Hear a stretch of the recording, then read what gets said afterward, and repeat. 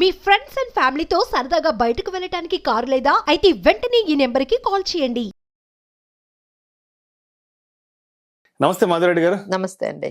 మాధవిరెడ్డి గారు, 2024 చివరాఖరికి వచ్చేస్తున్నాం. అవును. మరో 10-15 రోజుల్లో 2025 నూతన సంవత్సరంలో అడుగు పెట్టబోతున్నాం కాబట్టి ఒక్కసారి జరిగిపోయిన మార్కెట్ల గురించి, జరిగిపోయిన డిఫరెంట్ అసెట్ క్లాసెస్ గురించి మాట్లాడుకుందాం. అసలు 2024లో ఈక్విటీ మార్కెట్స్ కానివ్వండి, మ్యూచువల్ ఫండ్స్ కానివ్వండి, గోల్డ్ కానివ్వండి, సిల్వర్ కానివ్వండి, రియల్ ఎస్టేట్ కానివ్వండి, ఫిక్స్డ్ డిపాజిట్లు కానివ్వండి, అసలు ఎంతెంత మేర రిటర్న్స్ ఇచ్చాయంటారు? ఏ సెక్టారు హైయెస్ట్ పెర్ఫామ్ చేస్తుందంటారు? ఏ సెక్టర్ కొంత డౌన్ ట్రెండ్ లోకి వెళ్ళింది అంటారు? పర్టికులర్ గా ఈ 2024లో different asset classes.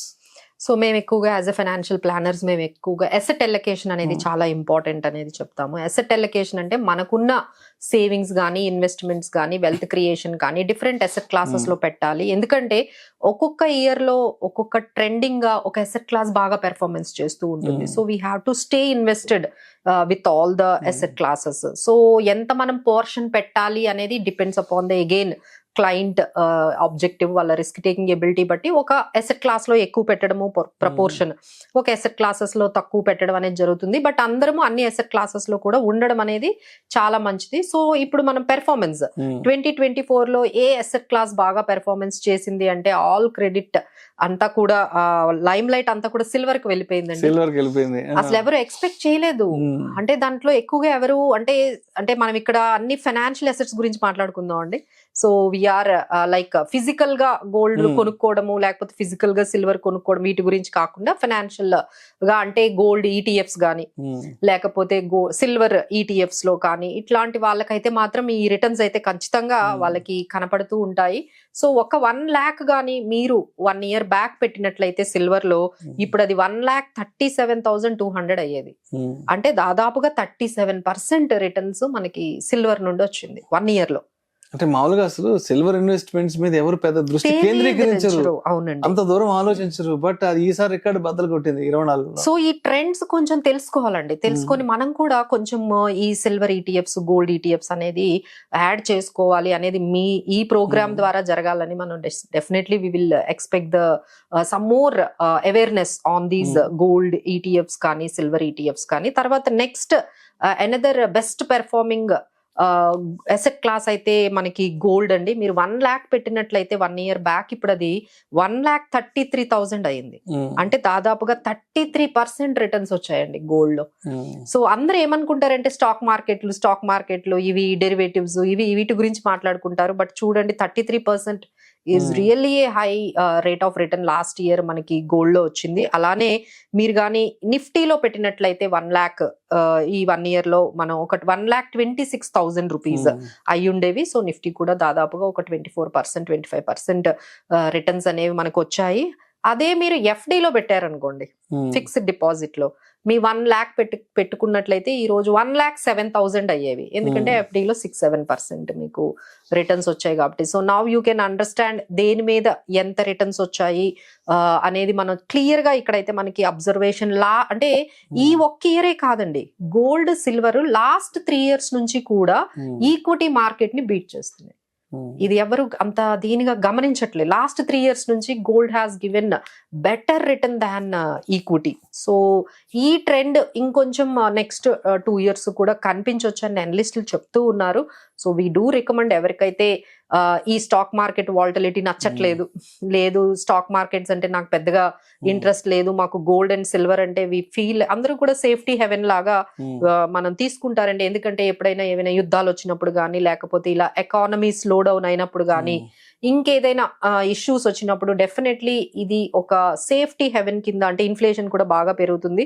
So gold పెరిగే అవకాశాలు ఇలా ఉంటాయనే అన్ని సెంట్రల్ బ్యాంక్స్ కూడా గోల్డ్ ని బాగా కొంటున్నాయి, ఇంక్లూడింగ్ రష్యా కూడా బాగా కొంటుంది. అలానే మన China, even India, every country is buying the gold. So we can understand that కొంచెం అది సేఫ్టీ హెవెన్ అని అందరూ బై చేస్తున్నారని. సో మనం ఒక్కరమే ఎందుకు వెనక్కి వెళ్ళిపోవాలి? సో మనం కూడా అంటే గోల్డ్ కొనడం అంటే మళ్ళీ షాపుకు వెళ్ళి ఇదైతే మనం ప్రమోట్ చేయట్లేదండి. మీరు గోల్డ్ ఆర్నమెంట్స్ కొనుక్కునేది అది ఇన్వెస్ట్మెంట్ గా ఉండదు. ఎందుకంటే మీరు కొనుక్కున్నప్పుడు 20% పోతుంది.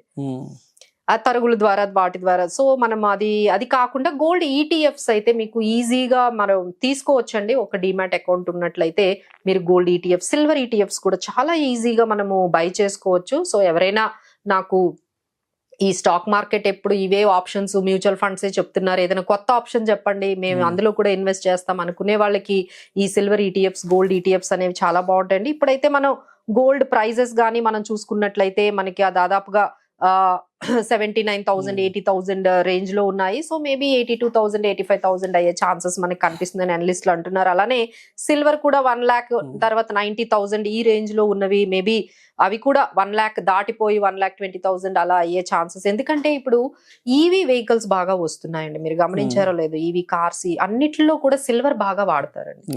సో దీనివల్ల ఏంటంటే ఈ సిల్వర్ కి గోల్డ్ కన్నా ఇంకా చాలా అదర్ వే ఆఫ్ యూజెస్ అనేవి మనకి ఉన్నాయి. సో మ్యానుఫ్యాక్చరింగ్ కొన్ని ఇండస్ట్రీస్ లో ఈ సిల్వర్ అనేది బాగా యూజ్ చేస్తారు. సో వాటికైతే చాలా డిమాండ్ ఉంది. సో ఎవరైతే కొంచెం డిఫరెంట్ గా ఆలోచించి మాకు ఇందులో కూడా సిల్వర్ ఈటీఎఫ్స్, గోల్డ్ ఈటీఎఫ్స్ లో కూడా పెట్టాలి అనుకునే వాళ్ళకైతే this is a very good opportunity అండి. నెక్స్ట్ 2 years ఈ ట్రెండ్స్ ని కొంచెం గమనించుకుంటూ వాళ్ళ పోర్ట్ఫోలియో, అంటే మన అందరికీ ఎస్ఐపిస్ చాలా ఉంటాయి కదా, like mid cap, large cap ఇవన్నీ. So why can't we add some gold ETF, gold fund ఒకటి ఎందుకు యాడ్ చేసుకోవచ్చు. అలానే అందరికి ఈ రోజుల్లో డిమాట్ లేని వాళ్ళు ఎవరున్నారు, సో అందరికి కూడా డిమాట్స్ అకౌంట్స్ అందరికీ ఉన్నాయి. సో ఒక సిల్వర్ ఈటీఎఫ్ కొనుక్కోండి, గోల్డ్ ఈటీఎఫ్స్ మీరు దాంట్లో కూడా హెడ్జింగ్ ఉంటుందండి.